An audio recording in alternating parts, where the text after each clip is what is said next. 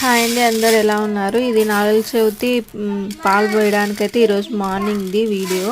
పాలు పోయడానికైతే పెసరపప్పు పాయసం అయితే నేను ప్రిపేర్ చేస్తున్నాను. చాలా మంచిది పాయసం, అయితే చాలా టేస్టీగా ఉంటుంది. పెసరపప్పు కడుక్కొని కుక్కర్లో పెట్టుకోవాలా 2 విజిల్లు వచ్చేంత వరకు. తర్వాత పక్కన పెట్టుకొని ఒక గ్యాస్ మీద ప్యాన్ పెట్టుకొని నెయ్యి పోసుకొని ఒక 2 స్పూన్లు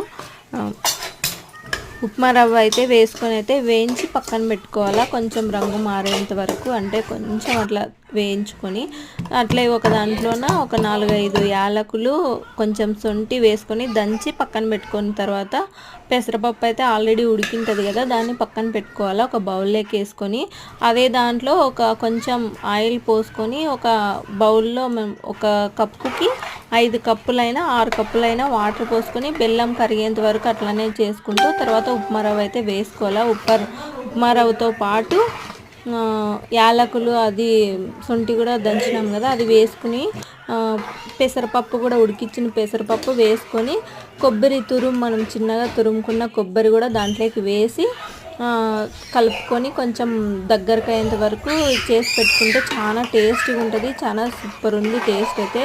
మీరు ఒకసారి ట్రై చేయండి. Please subscribe.